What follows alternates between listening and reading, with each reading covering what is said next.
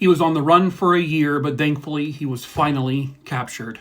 Hello, true crimers. This is the case of Lois Krantz. Viewer discretion is advised.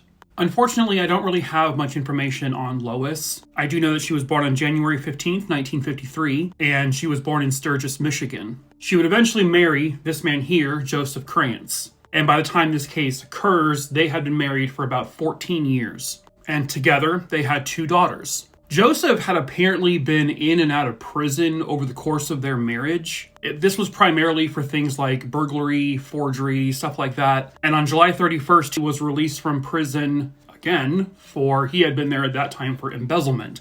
At that time, Lois is actually pregnant with their 3rd child. Now, while he was still in prison on that particular stint, she had already started to inquire with an attorney about a divorce. Well, when Joseph was released on July 31st, 1992, he apparently took him a few days to get to her, but he found her on August 5th, 1992. Joseph then at gunpoint kidnaps Lois in front of their 2 daughters, and Lois had a friend there with her as well, and he took Lois from the house. The friend and the 2 children were left physically unharmed.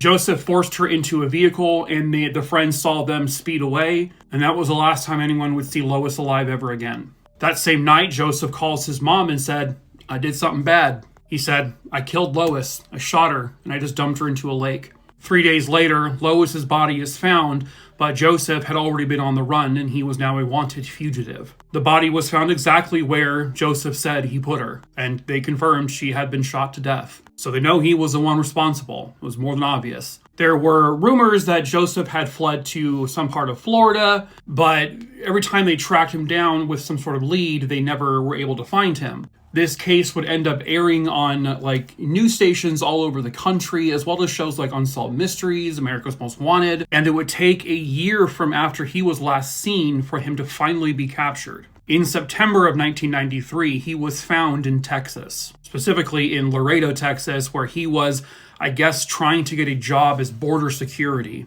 Joseph tried to claim that on that day, Lois took the gun from him and pulled the trigger and ended her own life. But they already knew that was a bold-faced lie. He had already confessed to his mom over the phone exactly what he did. He also had told other people over the course of that year that he had murdered his wife. So he is officially charged with her murder. In 1994, he was convicted and sentenced to life in prison without parole.